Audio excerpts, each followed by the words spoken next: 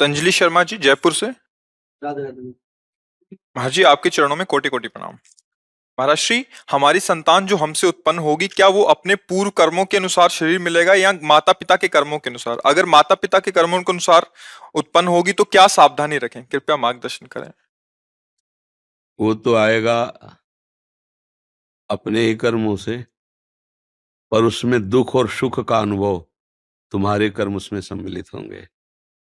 अगर आपने पूर्व में जो जीव पुत्र रूप में आ रहा है उसके साथ अभद्र कर्म किए हैं, तो आकर के जीवन भर आपको जलाएगा, आपको दुख देगा। और आपने भद्र माने मंगलमय कर्म किए हैं, तो जीव पुत्र बन के आएगा, तुम्हें सुख प्रदान करेगा। अब यदि इस समय भजन कर लो भगवान का, तो तुम उसके भी भाग्य को बदल सकते हो और अपने भी भाग्य को बदल सकते हो। ये भजन ही एक ऐसा कर्म है जो सब सुधार देता है। मार्कंडेय ऋषि के पिता महाराज मृकंड ने देखा, बहुत ज्योतिषाचार्य थे, कि 5 वर्ष में मेरे पुत्र की आयु खत्म है, मर जाएगा। बड़ी चिंता हुई कि जीवन भर भजन करते रहे, तपस्या की।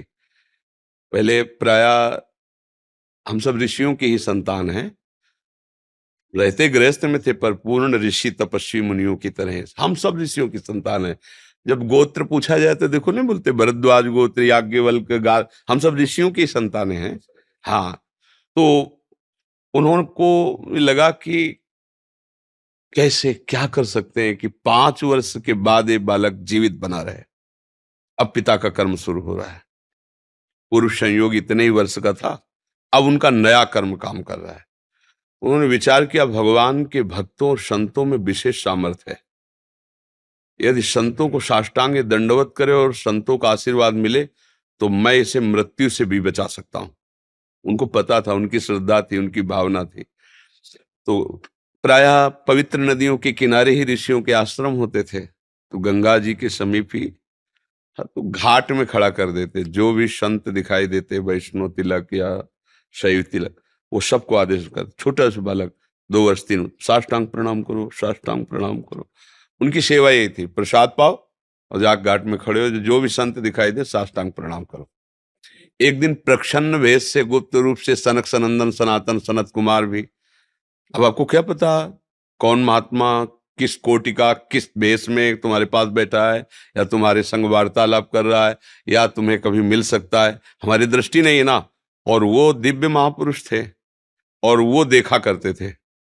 जो साष्टांग प्रणाम किया तो चारों संत वेश में थे, उनका चिरंजीवी भव, बस वो आ गए। कहा, महाराज मेरी दृष्टि अचूक है, आप सनक सनंदन सनातन सनत कुमार, चारों ब्रह्म कुमार है ना,